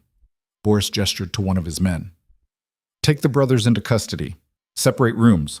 We'll discuss what to do with them after we've had time to consider our options. You can't do this, Dmitri roared. I'm the head of the Volkov family. You were. Victor's correction was almost gentle. But you've become a liability, and liabilities get cut loose. Boris's guards moved in, efficient and professional. Within 30 seconds, Dmitri and Alexei were in handcuffs, being marched toward the back exit. Dmitri fought every step, screaming threats and curses, but his brother went quietly, his face blank with shock. Adrian watched them go, his expression unreadable. Then he turned to Sergei. You did well, he said quietly. Sergei looked like he might vomit. What happens to me now? Vincent will meet you outside. New identity, new location, you'll be on a plane by morning. Adrian's voice softened, just slightly. You made the right choice, Sergei, for what it's worth. It's worth my life. Sergei's laugh was bitter and broken. They'll hunt me forever. Then you'd better run far. Sergei nodded once and walked out on unsteady legs, leaving Adrian alone with the remaining power brokers. Victor poured himself a drink. Vodka, straight, no ice. That was quite a performance, Moretti. It wasn't a performance, it was justice. Justice. Boris tasted the word like it was foreign. An interesting concept coming from you. Isabel was innocent. She didn't deserve to die. And the hundreds of others who've died in our wars, did they deserve it? Victor's gaze was steady, challenging. Adrian's jaw tightened. That's different. Is it? Or do you just tell yourself that to sleep at night? For a moment, Adrian said nothing. Then he set his phone on the table. I didn't come here to debate philosophy. I came to make sure you all understood the situation. Dmitri crossed a line. He killed a civilian, my civilian, and he did it to send a message. That can't stand. We agree. Boris gestured to the empty chairs where the Volkov brothers had sat. As of tonight, the Volkov family is dissolved. Their territories will be redistributed among the remaining families. Their assets liquidated, their name erased. And the brothers? They'll disappear, permanently. Victor's voice was flat, final. But understand, Moretti, this debt is now paid. Isabel's death has been avenged. If you push for more, if you try to turn this into a broader war, we'll have a problem. Adrian picked up his phone and slipped it back into his pocket. I have no interest in war. I got what I came for. Then we have an accord.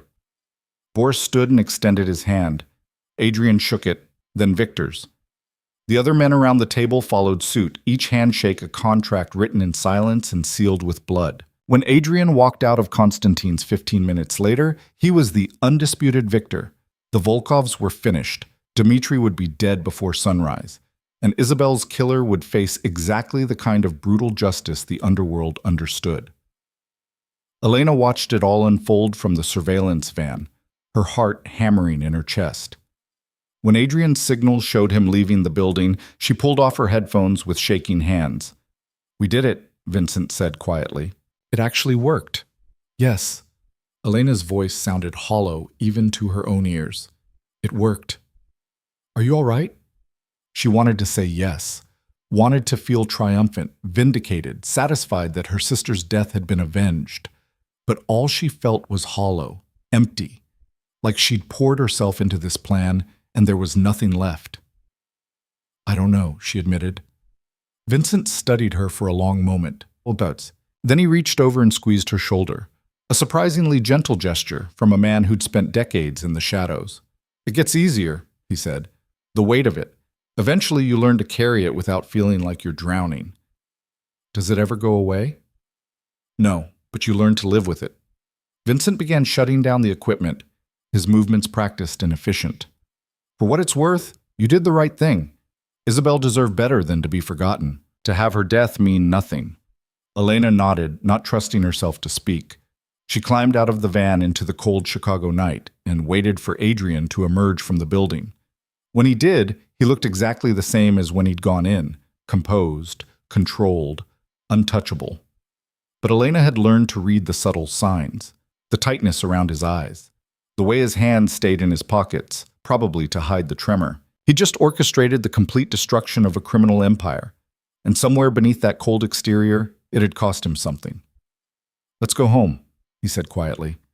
They drove back to the penthouse in silence, the city sliding past in familiar patterns of light and shadow. Elena stared out the window, watching her reflection merge with the passing buildings until she couldn't tell where she ended and the city began. The penthouse felt different when they returned, smaller somehow, more claustrophobic.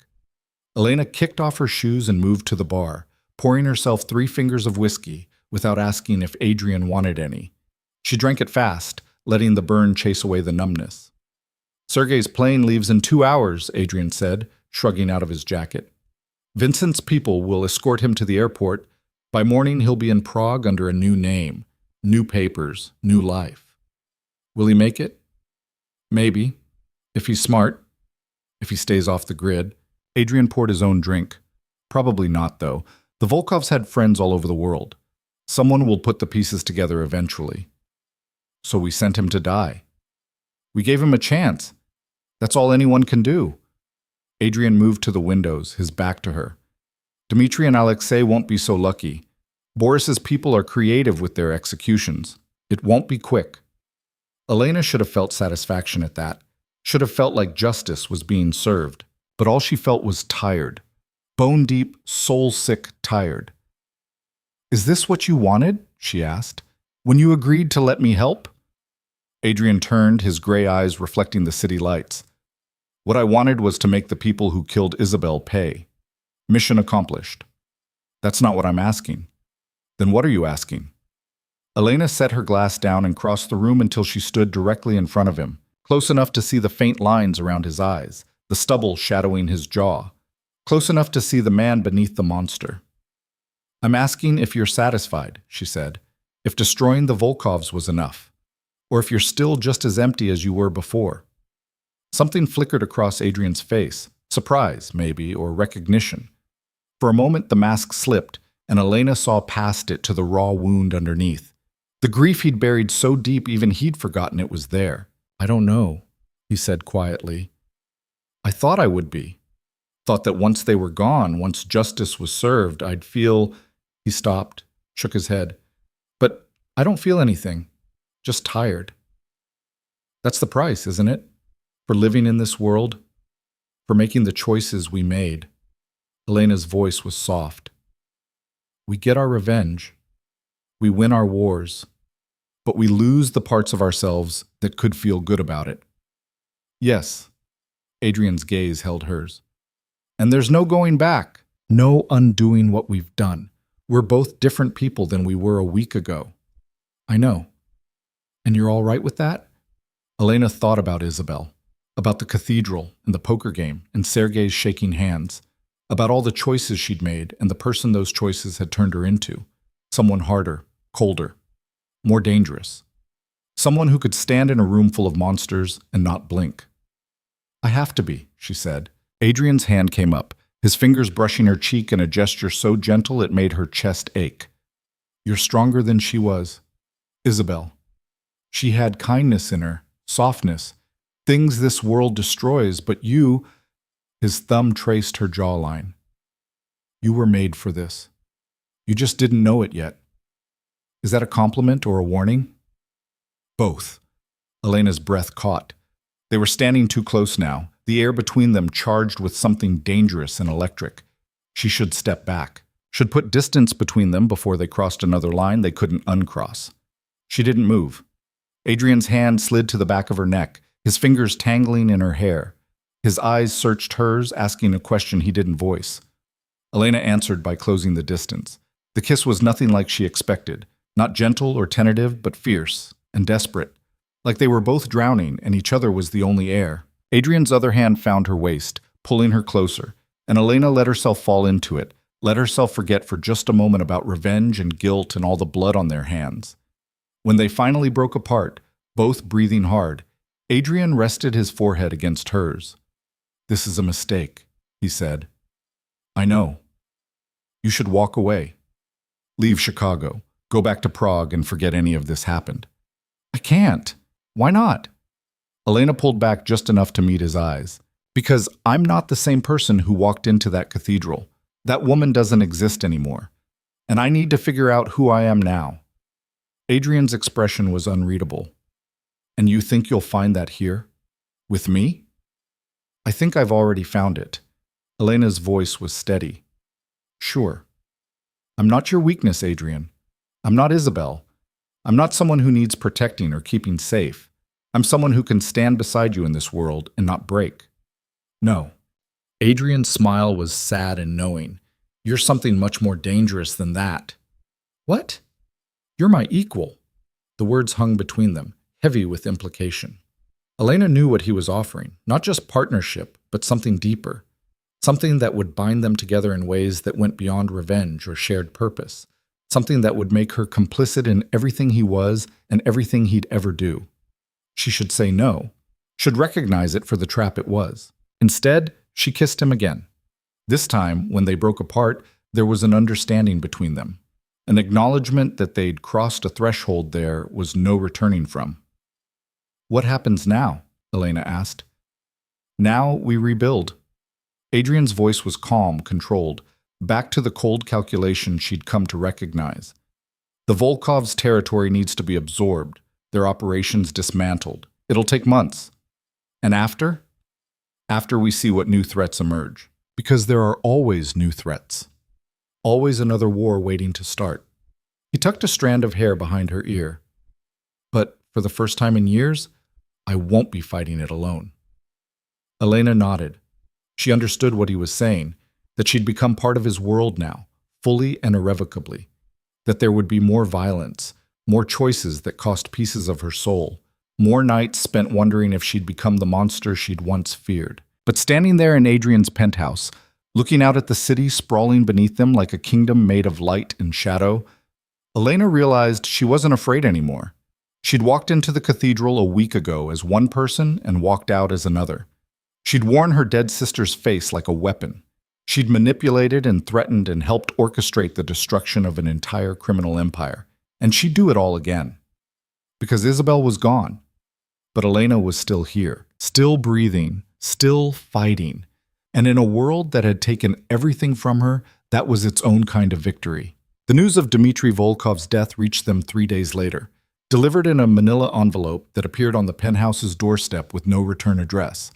Inside were photographs, graphic, brutal, designed to send a message. Elena looked at them once, her face expressionless, then slid them back into the envelope and handed it to Adrian without a word. "Boris's work," Adrian said, studying one of the images with the detached interest of someone evaluating a business transaction. Efficient, thorough. He made sure there was enough left to identify, but not enough to bury with dignity. "And Alexei?" "Different method. Same result." Adrian set the envelope on fire in the kitchen sink, watching the photographs curl and blacken. "The Volkov family is officially extinct. Their assets are being divided as we speak." Elena stood at the window, her arms crossed, watching the lake churn beneath a steel-gray sky. She'd thought she would feel something when this moment came. Relief, satisfaction, closure. Instead, she felt hollowed out, like someone had reached inside her chest and scooped out everything that used to live there. "It's done then," she said quietly. "Not quite." She turned. Adrian was watching her with an intensity that made her skin prickle. "What do you mean?" "Dmitry and Alexei are dead. The immediate threat is neutralized. But the Volkovs had allies, Elena. People who owed them favors, who profited from their operations. Some of them will accept the new order, others won't." He moved closer. "We need to make sure everyone understands that the old regime is over, that anyone who tries to resurrect it will end up like the brothers." "How do we do that?" "We send a message, one that can't be misunderstood. Adrian's smile was cold. We take their crown jewel, the one operation they built their entire empire on. Elena's analytical mind engaged despite her exhaustion. The port operation, the smuggling network. Exactly. Dmitri controlled shipping lanes through the Great Lakes and into Canada. Millions in contraband moved through those routes every month. If we dismantle it, if we expose every player and every transaction, the remaining Volkov loyalists lose their primary income stream. They'll scatter or surrender. Or they'll fight back. Let them. Adrian's voice was hard. We have the moral high ground now, if such a thing exists in our world. Dmitri confessed to murder. We're simply cleaning up the mess he left behind. Elena processed this, connecting dots, seeing the larger strategy. You want to go legitimate? Use the Volkov collapse as cover to consolidate power and move into legal operations. Partially. I'm not naive enough to think I can wash all the blood off my hands. But yes, I want to transition some of our operations into legitimate business. Real estate, investment, technology. Things that don't require me to look over my shoulder every day for the rest of my life. Why now? Adrian looked at her for a long moment before answering. Because Isabel wanted that for me. She used to talk about it, building something that could last, that didn't depend on violence and fear. I told her it was impossible, that men like me don't get happy endings. And now? Now she's dead, and I owe it to her memory to at least try. His jaw tightened. And because I found someone who might actually survive this world intact. Someone worth building something for. The implication hung between them. Elena's chest tightened. Don't, she said quietly. Don't make me responsible for your redemption, Adrian. I'm barely holding on to my own humanity. I'm not asking you to redeem me. I'm asking you to help me build something better than what we have now, together. He closed the distance between them. You're brilliant, Elena. Strategic, ruthless when you need to be, but still capable of seeing 10 moves ahead. Those are exactly the qualities needed to transform an empire. Or destroy one. Sometimes they're the same thing. Elena wanted to say no. Wanted to tell him she'd helped him get his revenge and now she was done. She'd go back to Prague and rebuild the life she'd abandoned. But the truth was, that life didn't exist anymore. That version of Elena, the intelligence analyst who solved problems from safe distances, had died in the cathedral alongside her sister. What would it look like, she asked, this transformation? We start with the port. We feed information about the smuggling operation to the FBI. Let them make the arrests, seize the assets. We stay clean, uninvolved, just concerned citizens providing tips. Adrian's eyes gleamed. Meanwhile, we quietly acquire the legitimate businesses the Volkovs used as fronts. Shipping companies, warehouses, logistics firms. By the time the dust settles, we control the infrastructure without any of the criminal liability. And the people who run those operations for the Volkovs? We offer them a choice. Work for us under new management, following new rules. Or find employment elsewhere. Adrian's smile was sharp. Most will take the deal. The smart ones always do. Elena moved to the couch and sat, her mind racing through scenarios and contingencies. It was audacious, risky, exactly the kind of high-wire act that could either cement their power or destroy them completely.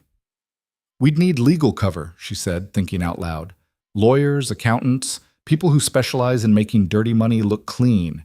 And we'd need to move fast before the other families realize what we're doing and try to claim the territory for themselves. I have people. Good people. Vincent's already started making contact with the key players. Adrian sat beside her. But I need you to coordinate it, to see the patterns I might miss, to make sure we're not walking into a trap. This is assuming the FBI actually acts on the information, that they don't just file it away or worse, decide we're worth investigating too. I have an agent on retainer, someone who owes me favors, and knows better than to bite the hand that feeds him. He'll make sure the investigation goes where we need it to go. Elena looked at him sharply. You have a federal agent in your pocket? I have many people in many pockets, Elena. That's how power works in the real world. Everyone has leverage. Everyone has a price. You just have to know which buttons to push. She should have been disgusted, should have recognized the casual corruption for what it was and walked away. But instead she found herself nodding, accepting it as just another tool in an arsenal she was learning to wield. How long do we have? she asked. The FBI moves slowly. Even with a motivated agent, it'll take weeks to build a case, secure warrants, coordinate the raids. We have maybe a month before the arrests start. Less if someone gets nervous and starts destroying evidence. Then we move now. Tonight. Start acquiring the legitimate assets before anyone realizes what we're doing. Elena stood, energy returning to her limbs. I'll need access to the Volkov's corporate records, shell company structures, ownership documents, everything. Vincent has most of it already. I'll have him bring it up. Adrian stood as well, and for a moment they just looked at each other, partners in something that was part revenge, part ambition, part desperate attempt to build meaning from the ashes of violence. This changes everything, Elena said quietly. If we do this, if we actually pull it off, there's no pretending anymore. I'll be as deep in this world as you are. I know. And you're okay with that? With me becoming... She gestured helplessly. Whatever this is? Adrian's hand came up to cup her face, his touch surprisingly gentle. You already are whatever this is, Elena.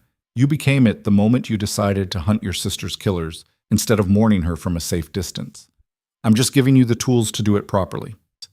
She wanted to argue, wanted to say she could still walk away, still reclaim some version of the person she used to be. But looking into his gray eyes, seeing her own reflection in them, she knew it was a lie. Okay, she said. Let's do it. The next 4 weeks were a blur of paperwork and backroom deals, of shell corporations being quietly dissolved and reformed under new ownership, of lawyers and accountants working around the clock to make everything appear legitimate and above board. Elena coordinated it all from Adrian's penthouse, her dining room table buried under documents, her laptop connected to encrypted servers, her phone constantly buzzing with updates from Vincent's network of contacts. She was good at it, better than good. Her years in intelligence work had taught her how to spot patterns, how to trace money through layers of obfuscation, how to predict where an investigation would look, and make sure nothing incriminating was there when they did. She worked 18-hour days, fueled by coffee and the grim satisfaction of watching the pieces fall into place exactly as she'd planned. Adrian watched her work with something like admiration. He'd expected competence, she'd already proven that, but what he saw now went beyond competence into something approaching mastery. Elena didn't just understand the game, she could see 3 moves ahead of everyone else and position the pieces accordingly. You're terrifying when you're focused, he said one night, finding her still awake at 3 a.m, cross-referencing shipping manifests with corporate tax filings. I'm thorough, Elena corrected, not looking up from her screen. There's a difference. Is there? She finally met his gaze. Terrifying implies I enjoy this. I don't. I'm just very good at it. And that doesn't scare you? Everything about this scares me, Adrian. I'm just choosing to be useful instead of paralyzed. She closed her laptop. The FBI moves in 72 hours. Everything's in place. By this time next week, every major player in the Volkov smuggling network will be in federal custody and will own every legitimate asset they used to launder their profits. And no one will trace it back to us? Not unless they're smarter than me, which, statistically speaking, is unlikely. Elena's smile was thin.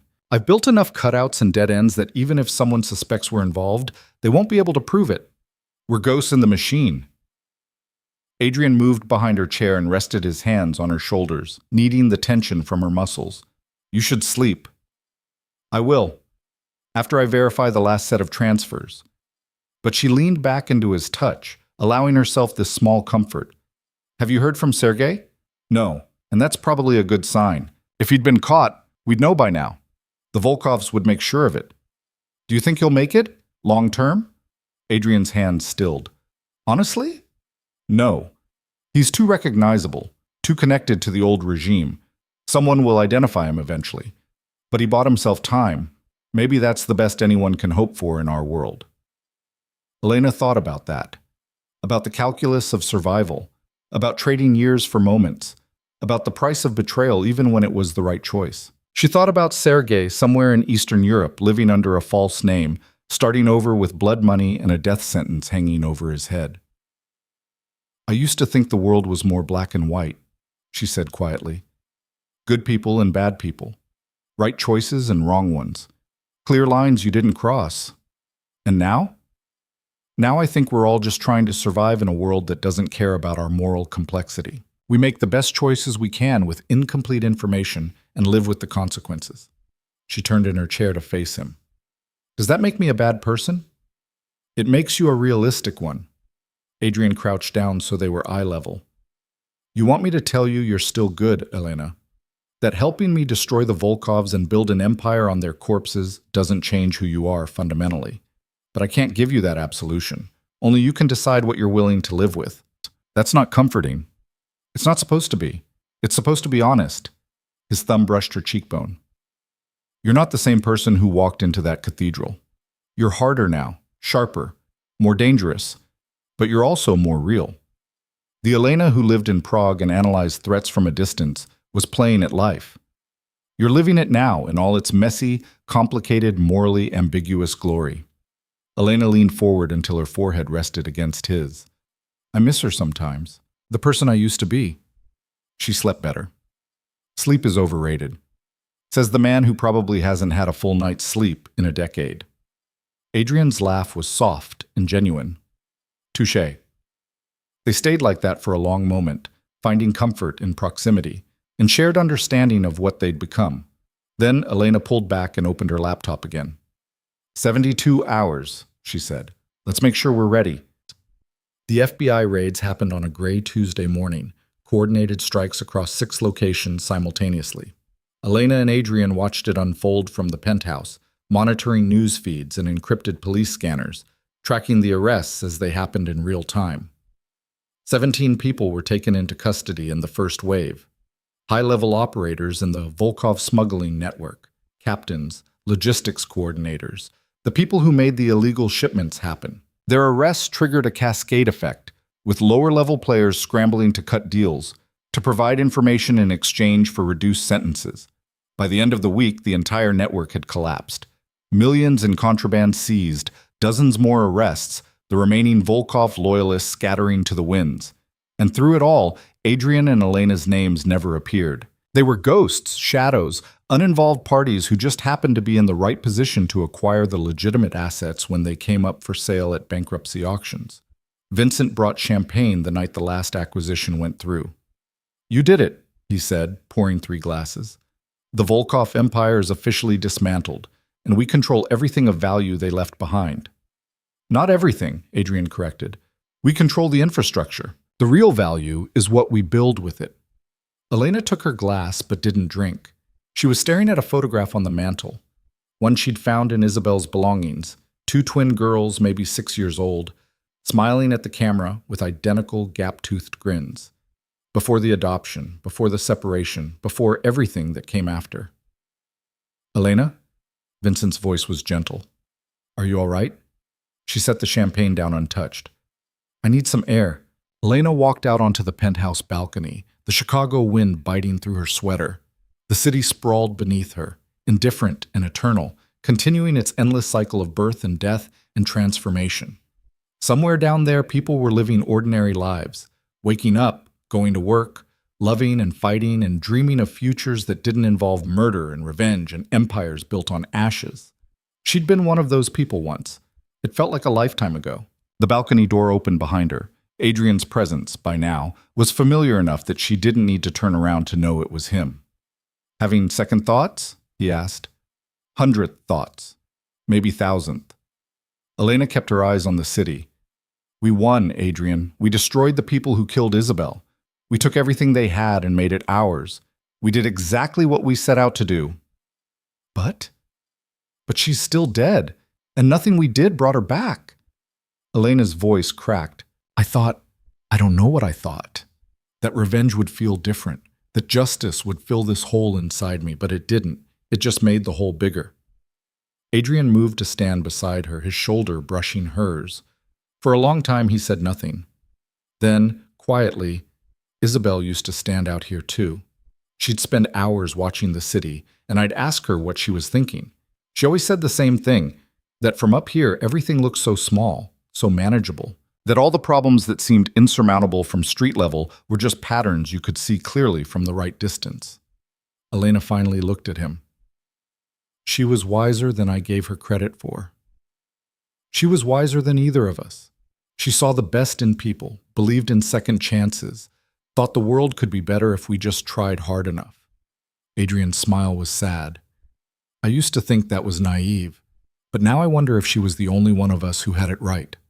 Then why did she stay with you? If she saw the world that way, why tie herself to someone like you? Because she believed I could change, that underneath all the violence and cynicism, there was still someone worth saving. He turned to face Elena fully. She was wrong, of course. I'm too far gone. But you're different. You still have a chance to be something other than what I am. Elena shook her head. I don't think that's true anymore. It is if you want it to be. Adrian's hand found hers, his fingers lacing through hers with surprising tenderness. We destroyed the Volkovs. We built something from the wreckage. But that doesn't have to define us forever. We can choose what comes next. And what do you choose? I choose to honor Isabel's memory by actually trying. By taking this empire we've built and turning it into something that doesn't require constant bloodshed to maintain. By being the man she believed I could be, even if I fail. He squeezed her hand.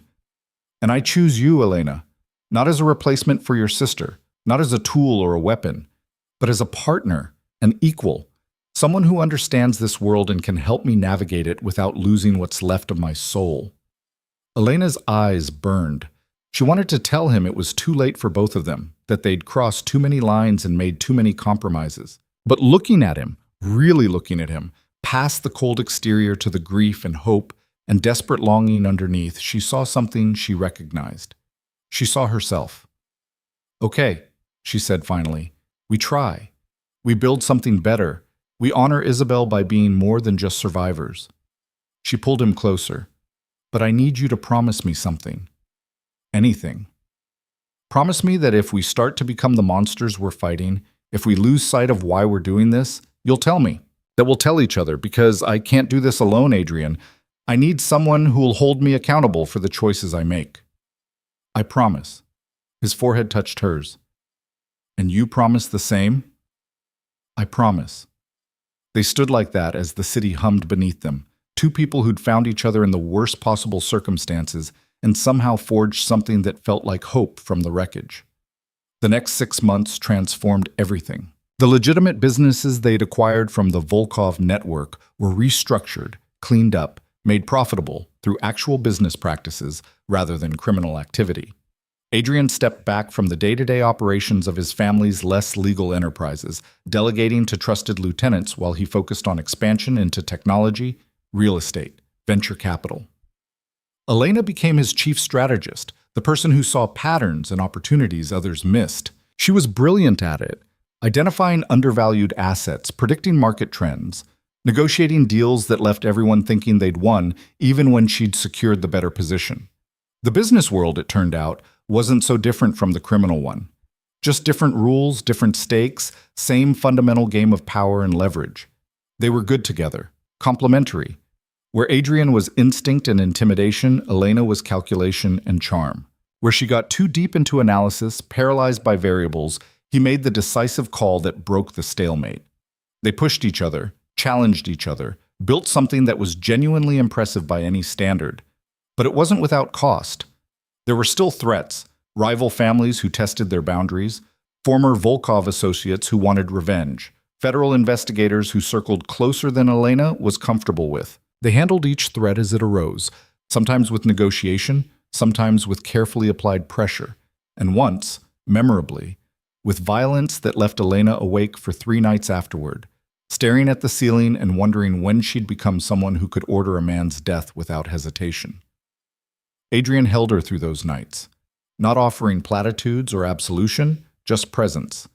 And somehow, that was enough. On the anniversary of Isabel's death, they returned to St. Michael's Cathedral. It looked different in daylight, less gothic and imposing, more like what it was, just a building where people came to mark life's passages. They'd arranged a private memorial service, just the two of them and Vincent, standing before the altar where Isabel's casket had rested a year ago. Elena placed white roses, Isabel's favorites, and stood in silence, her hand clasped in Adrian's. She thought about her sister, about all the conversations they'd never have, all the years stolen from them. But she also thought about what had come after, the empire they'd built, the changes they'd made, the small incremental ways they were trying to be better than the circumstances that had forged them. "I hope you'd be proud," Elena whispered to the memory of her twin. "I hope this is what you wanted for him. For us." There was no answer, just the quiet of the empty cathedral and the weight of Adrian's hand in hers. When they left, stepping out into crisp autumn sunlight, Elena felt something shift inside her. Not closure, exactly. The wound of Isabel's loss would never fully heal, but acceptance, maybe. Understanding that she could carry the grief without letting it consume her. That she could honor her sister's memory not through revenge, that was done, finished, buried with the Volkovs, but through the life she built afterward. "What now?" Adrian asked as they reached the car. Elena looked back at the cathedral one last time, then turned to face the city stretching before them, full of possibility and danger and all the complicated spaces in between. "Now we live," she said. We build. We try to be worthy of the second chance we've been given. And if we fail, then at least we fail trying to be something better than we were." Elena smiled, and for the first time in a year, it reached her eyes. "Come on. Vincent says there's a tech startup in River North that's ripe for acquisition. I want to review their financials before the meeting tomorrow." Adrian laughed, genuine and warm, the sound of a man remembering how. "Always working." "You love it." "I love you." The words hung in the air between them, unexpected and honest. Elena's breath caught. They'd danced around it for months, this thing growing between them, but neither had dared name it, as if naming it would make it real, and real things could be destroyed. But standing there in front of the cathedral where her sister had been mourned, where their journey together had begun, Elena realized she was tired of being afraid, tired of holding back. Life was too short and too brutal to waste on hesitation. "I love you too," she said, "though I'm not entirely sure that's healthy for either of us." "Probably not." Adrian pulled her close. "But I've learned that the most worthwhile things rarely are." They drove back to the penthouse through afternoon traffic, talking about acquisition strategies and quarterly projections and all the mundane details of building an empire the right way. And somewhere in that normalcy, in the easy back and forth of partners who understood each other completely, Elena found something she'd thought she'd lost forever. Peace. Not the absence of conflict, that would never be true in their world, but the acceptance of who she'd become and the choices that had brought her here. She wasn't the woman who'd walked into the cathedral a year ago, drowning in grief and looking for answers. That woman was gone, buried alongside Isabel and the Volkovs, and all the innocence Elena had shed like a second skin. But the woman she'd become, harder, sharper, more dangerous, yes, but also more real, more alive, more honest about the darkness she carried, that woman could live with herself, could look in the mirror and accept what she saw, could build something meaningful from the ashes of everything she'd destroyed. That evening, as Elena stood at the penthouse windows watching the sunset over Lake Michigan, painting the sky in shades of blood and gold, she thought about how far she'd come. From intelligence analyst to crime lord's partner, from the hidden twin to someone who'd stepped fully into the light, claimed her space in the world, and refused to apologize for the power she'd seized.